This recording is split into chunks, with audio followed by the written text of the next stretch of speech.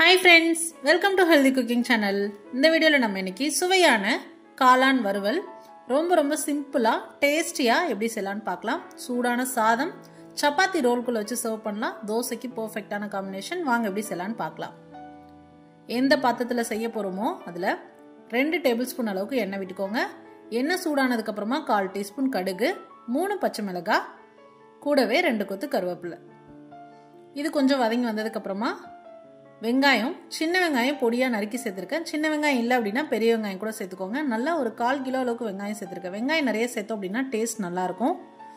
அடுத்ததா 1 table spoon இஞ்சி பூண்டு விழுது. இஞ்சி பூண்டு விழுதோட பச்சை வாசனை போற அளவுக்கு வதக்கி எடுத்ததுக்கு அப்புறமா நம்ம சுத்தம் பண்ணி வச்சிருக்கக்கூடிய காளானை சேர்த்துக்கணும்.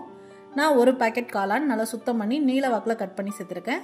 கூடவே 1/4 டீஸ்பூன் மஞ்சள் தூள், 1/2 டேபிள் ஸ்பூன் கல்லுப்பு, இதெல்லாமே சேர்த்துட்டு எல்லா பக்கமும் நல்லா அந்த மஞ்சத்தூள் உப்பும் கலந்து வர அளவுக்கு கலந்து விட்டுட்டு நம்ம மூடி போட்டு வேக வச்சிடணும்.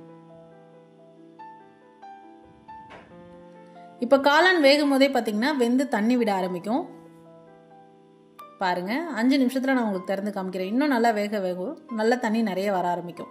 சப்போஸ் உங்களுக்கு இந்த மாதிரி தண்ணி விட்டு வேகல அப்படின்னா 1/2 டம்ளர் அளவுக்கு இந்த ஸ்டேஜ்ல தண்ணி சேர்த்துக்கோங்க. எனக்கு தண்ணி விட்டுருக்கிறதுனால நான் தண்ணி எதுவும் சேர்க்கல. பாருங்க, காளான் நல்லா வெந்து நல்லா நம்ம போட்ட குவான்டிட்டியோட குறைஞ்சு நல்லா சுண்டி வந்திருக்கு. இந்த ஸ்டேஜில் நம்ம மிளகுத்தூள் தூவிட்டு ஒரு கிளறிட்டு ஸ்டவ் ஆஃப் பண்ணிடலாம். அவ்வளோதான், சூடான சுவையான சிம்பிளாக செய்யக்கூடிய காளான் வறுவல் டேஸ்டியாக எப்படி செய்யலான்னு இந்த வீடியோவில் நம்ம பார்த்தோம். சூடான சாதத்து கூட வச்சு சர்வ் பண்ணலாம்.